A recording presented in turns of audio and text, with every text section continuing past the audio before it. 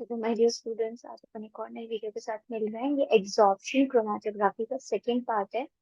इसमें अ, देखते हैं अपन क्या पढ़ना है। तो आज अपन पढ़ेंगे mechanism of separation. Okay. And since हमने एग्जॉर्प्शन क्रोमैटोग्राफी में प्रिंसिपल देख लिया था, क्लासिफिकेशन देख लिया था ऑलरेडी, एफिशिएंसी देख ली थी, and now we will see mechanism of separation.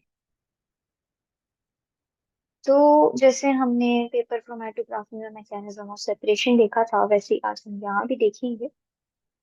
तो होता क्या है कि कुछ चीजों का हमें ध्यान रखना होता है।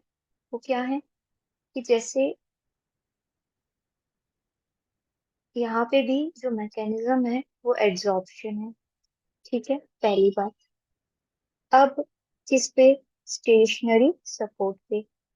मोबाइल फेस क्या करता है? अलग अलग कंपोनेंट्स को सेपरेट कर देता है, and then we open the knob of it and then we separate out the components. Now, कुछ चीजें जो हमें कंसीडर करनी है सेपरेशन प्रोसेस के लिए, वो क्या है कि कितना स्ट्रांगली कंपोनेंट जो सेपरेट हो रहा है वो स्टेशनरी फेस से एब्जॉर्ब हो रहा है। दूसरा कि सरफेस एरिया स्टेशनरी फेस का कितना है। फिर तीसरा कि बाइंडिंग स्ट्रेंथ मोबाइल फेस की क्या है ना, and how much it can displace the absorbed component. और मोबाइल फेस कितना डिस्प्लेस कर सकता है किसको? एब्जॉर्ब्ड कंपोनेंट्स को।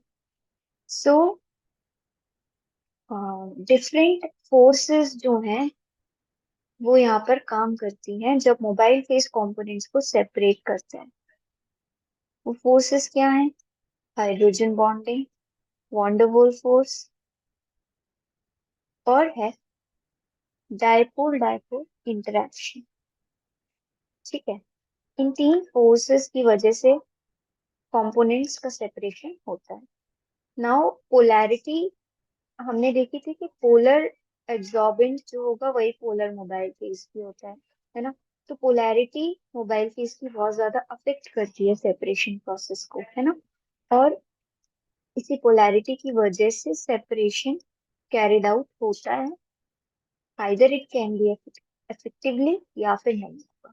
जैसे सिलिका जेल पोलर है नेचर में, तो आपका पोलर सॉल्वेंट ही यहाँ पर काम आएगा, या मोबाइल फेस काम आएगा कंपोनेंट को सेपरेट करने के लिए, बेटर इंटरेक्शन के कारण, है ना, डायपोल डायपोल इंटरेक्शन के कारण। सो इन ये बस छोटा सा ही था कि इसमें फोर्सेस कौन सी हैं और क्या हमें ध्यान रखना है।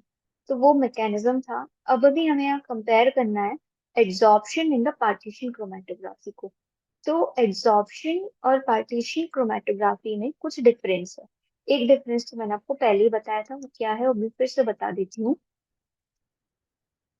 पहला डिफरेंस क्या है कि दोनों में बस सिमिलैरिटी देखते हैं पहले, ठीक है। तो कॉमन पॉइंट्स क्या है? सबसे पहले दोनों एब्जॉर्प्शन क्रोमैटोग्राफी है, ठीक है। These chromatographic techniques are useful for separating the components and purifying, ये तो कॉमन पॉइंट है। दूसरा पॉइंट क्या है कि दोनों में स्टेशनरी और मोबाइल फेसेस हैं, ठीक है। तो ये दोनों कॉमन पॉइंट्स हो गए हैं। अब हम देखते हैं डिफरेंसेस।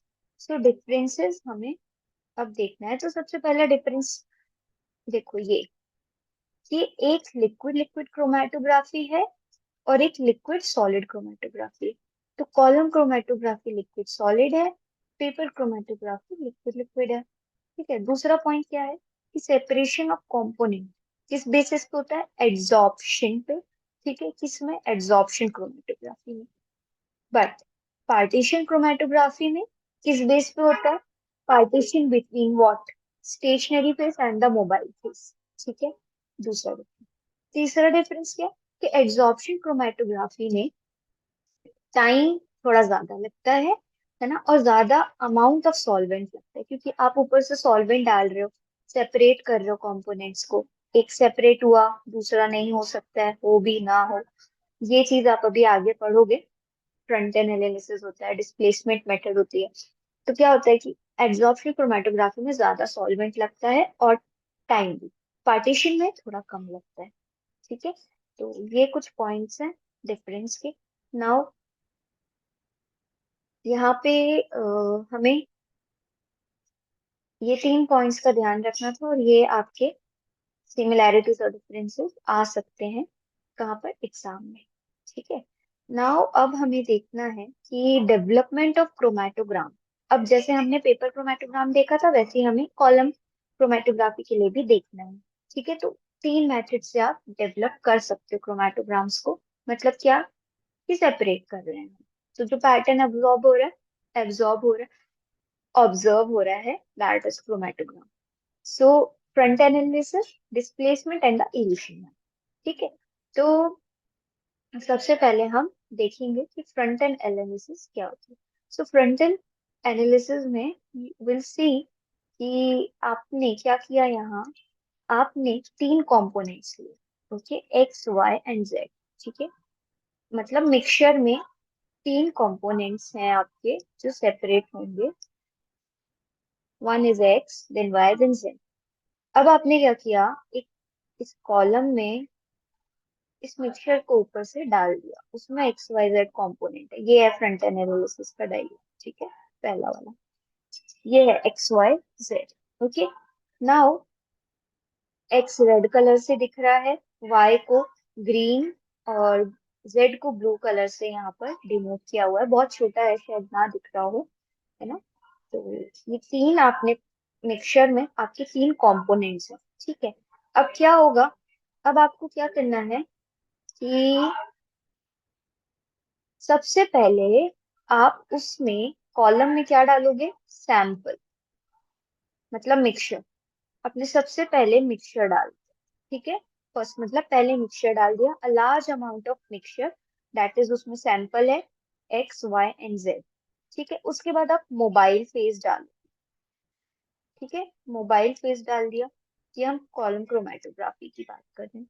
ठीक है, फिर आपने क्या किया, जैसे मोबाइल फेज डाला, कॉलम आपका भर गया है। अब मिक्सचर के कंपोनेंट सेपरेट होना स्टार्ट कर देंगे। जैसे ही सेपरेट होगा, सबसे पहला जो कि लीस्ट एब्जॉर्ब्ड है, या मोबाइल फेस के लिए एफिनिटी जिसकी सबसे ज्यादा है, वो सबसे पहले सेपरेट हो जाएगा। तो आपने नॉब खोला और इसको निकाल। ठीक है, it will reach bottom very fast. फिर आपने क्या किया कि next to it in the second fraction a mixture of x y will be eluted। ठीक है, यहाँ पर क्या लिखा है, the least absorbed component. Least absorb, जो इसमें एब्जॉर्ब ही नहीं हुआ, मतलब मोबाइल फेस के पास सबसे ज्यादा आ गया, मान लो इसको x माना है, तो x सबसे पहले आपका नीचे आ गया, है ना। अब इसके बाद y है। ठीक है, तो next to it a mixture of X Y will be eluted. Then third क्या होगा, वाई जेड, या आप उसको बोल दो एक्स वाई जेड, तीनों इल्यूट। ठीक है, तो इस तरीके से आपको यहाँ पर मिलेगा कि सबसे पहले x इल्यूट हो गया, फिर आपने क्या, अब क्या होगा, x इल्यूट हो गया, बट हो सकता है कि थोड़ा सा क्वांटिटी बची हो x की, तो उसके साथ y के साथ थोड़ा सा x भी आएगा। ठीक है, थर्ड फ्रैक्शन में क्या होगा कि x की क्वांटिटी बहुत बहुत कम होगी, y की थोड़ी ज्यादा हो सकती है as compare to second, and third में एक्स वाई जेड तीनों होंगे। तो आपको मेरी बात समझ आ रही है कि मैं क्या बोल रही हूँ फ्रंट एंड एनालिसिस में, कि आपने मिक्सचर डाला, एक्स वाई जेड उसमें है, फिर मोबाइल फेस डाला।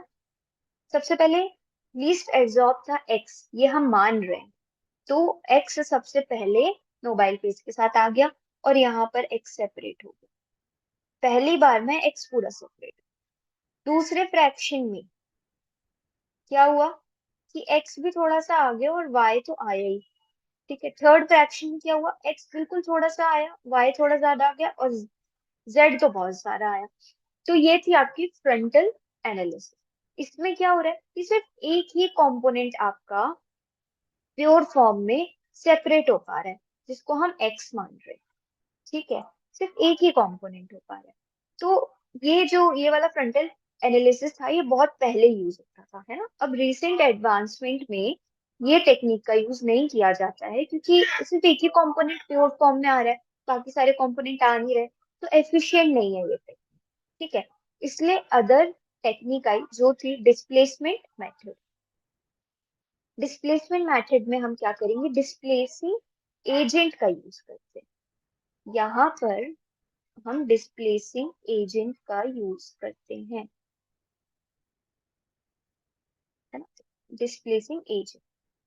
अब क्या करेंगे, जो हमारा कॉलम था उसमें हमने मिक्सचर जो डाला था एक्स वाई जेड, यहाँ भी उसमें मोबाइल फेस तो डालना ही है, पहले मिक्सचर डाले मोबाइल फेस। अब इसके साथ हम डिस्प्लेसिंग एजेंट भी ऐड करें। ठीक है, डिस्प्लेसिंग एजेंट। ओके, नाउ क्या होगा, एक्स वाई जेड, हम क्या कर रहे हैं, let all the components X Y Z are strongly absorb to the stationary phase. हम मान रहे हैं कि X Y Z stationary phase में स्ट्रांगली एब्सॉर्ब होंगे। अब हमने डिस्प्लेसिंग मीडियम लिया है ना, it is more strongly absorbed than any other component. अब इन तीनों कंपोनेंट में से, इन तीनों कंपोनेंट के कंपैरिजन में डिस्प्लेसिंग एजेंट जो है वो ज्यादा एब्सॉर्ब हो रहा है, किसमें, एब्सॉर्बिंग मीडियम में। इससे क्या हो रहा है, डज द डिस्प्लेसिंग एजेंट क्या करेगा, कॉम्पीट करेगा ना एक्स वाई जेड के साथ। क्यों, क्योंकि अब डिस्प्लेसिंग एजेंट को भी जगह चाहिए उस स्टेशनरी जो मीडियम है उसमें एब्जॉर्ब होने के लिए, तो यहाँ इन दोनों के बीच में कंपटीशन चल रहा है, एक्स वाई जेड जो मिक्सचर के कंपोनेंट थे और जो डिस्प्लेसिंग एजेंट आपने डाला। ठीक है, तो क्या होगा कि डिस्प्लेसिंग एजेंट डिस्प्लेस करने लगेगा धीरे धीरे किस किस को, एक्स को, वाई को और जेड को। ओके, तो इससे क्या होगा, कि जो ऑर्डर होगा एक्स वाई जेड का डिस्प्लेसमेंट का, ठीक है, that will be according to the separation, मतलब कि the order in which x y z are displaced will be according to the fact, what fact, कि जो least होगा, least out of the three will be deabsorbed first and hence eluted first। ठीक है, इसका मतलब क्या है कि मान के चल रहे हैं हम कि x जो है, ठीक है, वो एब्जॉर्ब ही नहीं हो रहा है, तो ये सबसे पहले नीचे आ जाएगा, मतलब इल्यूट हो जाएगा सबसे पहले। ठीक है, फिर क्या होगा, this will be followed by another fraction, वही वाली प्रोसेस कि x आपका सबसे पहले नीचे आ गया। ठीक है, अब क्या होगा, अब जब दूसरा फ्रैक्शन सेपरेट होगा, x हो गया, दूसरे फ्रैक्शन में x थोड़ा सा आ सकता है, y भी आएगा। थर्ड फ्रैक्शन में क्या होगा कि सेकेंड फ्रैक्शन में क्या हुआ कि both x and y will be eluted together. ठीक है, y x को डिस्प्लेस करने लगेगा और आने लगेगा, तो प्योर y आपको मिल गया, प्योर x मिल गया। नेक्स्ट मिक्सचर में क्या होगा, y z को z y को आपका क्या कर लेगा, रिप्लेस करने लगेगा और z भी आपको प्योर फॉर्म में मिलेगा। बट क्या होगा लास्ट में, एक्स वाई जेड हो गए, तो z के साथ हो सकता है डिस्प्लेसिंग मीडियम भी आ जाए थोड़ा सा, या एजेंट आ जाए, है ना। तो ये मेथड भी थोड़ी सी क्या है, परफेक्ट थोड़ी सी नहीं है ना। अगर हम quantitative amount X Y Z का देखें तो, क्यों, क्योंकि एट द एंड बहुत ज्यादा प्योर अमाउंट में एक्स वाई जेड आपको नहीं मिल रहे हैं। क्यों नहीं मिल रहे हैं, अब इस वाले डायग्राम को हम देखते हैं। ये बी डायग्राम जो है आपका, ये डिस्प्लेसमेंट मैट्रिक्स का है। ओके, तो आप यहाँ देखो, आपने एक्स वाई जेड लिया है, आपने मिक्सचर डाल दिया पहले में, दूसरी बार में आपने मोबाइल फिश डाला, फिर आपने डिस्प्लेसिंग एजेंट डाला। तो आप देखो यहाँ पे पहली बार में एक्स आपको प्योर मिला, फिर क्या हुआ सेकेंड फ्रैक्शन में, सेकेंड फ्रैक्शन में एक्स वाई भी मिल रहा है, वाई भी मिल रहा है। थर्ड फ्रैक्शन में क्या हो रहा है कि आपको y भी मिल रहा है, z भी मिल रहा है और z अलग से भी मिल रहा है। फोर्थ फ्रैक्शन में आपको डिस्प्लेसिंग एजेंट मिल रहा है। तो इस तरीके से ये टेक्निक भी उतनी ज्यादा इफेक्टिव नहीं अपन को मिली। थर्ड मेथड जो आई, वो आई इल्यूशन मेथड, और ये मेथड जो थी ये बेस्ट मेथड है, बेस्ट मेथड। ठीक है, अब इसमें भी दो मेथड है, एक है आइसोक्रेटिक और दूसरी मेथड है आपकी ग्रेडियंट इल्यूशन। तो आपको पता चलेगा ग्रेडियंट इज द बेस्ट। तो आइसोक्रेटिक इल्यूशन में क्या होता है, सॉल्वेंट और the mobile face having the same composition is used for the separation process। जो भी आप सॉल्वेंट डाल रहे हो या मोबाइल फेस डाल रहे हो कंपोनेंट्स को सेपरेट करने के लिए, वो यूनिफॉर्म कॉम्पोजिशन का होना चाहिए, ठीक है।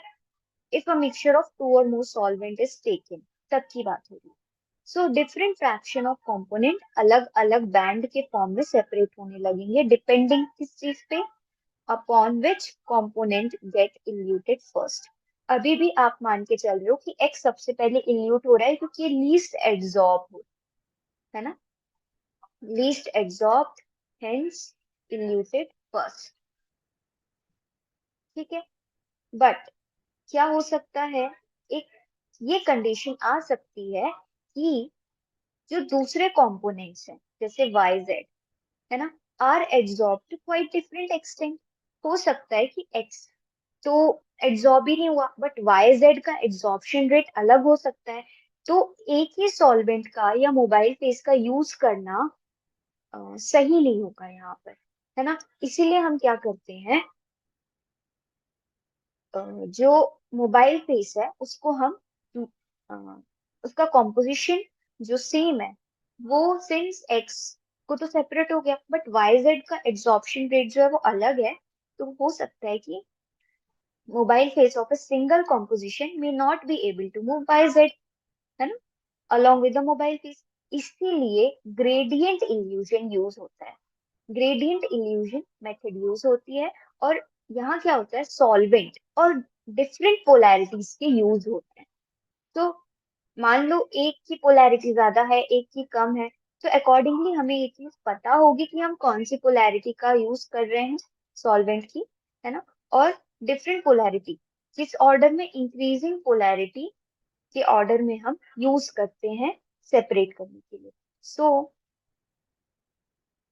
in gradient illusion, solvent of different polarities, okay, in increasing order are what used to illute the different components x हो गया पहले, y and z in the pure form with a reasonable gap or difference between their bands।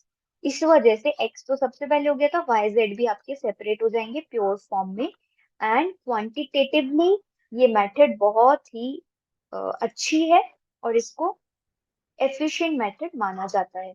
तो आप यहाँ पर देख सकते हो सी में, है ना, एक्स पूरा अलग हो गया, वाई प्योर फॉर्म में, जेड प्योर फॉर्म में, अलग अलग पोलैरिटी के सॉल्वेंट का यूज करके। सो आई होप आप लोगों को समझ आया होगा कि तीन मेथड्स थी, ओके, सेपरेट होने की। And here we are complete with the absorption chromatography also, okay. अगर आप लोग को मेरी वीडियोस अच्छे लगते हैं तो please subscribe to me. Thank you.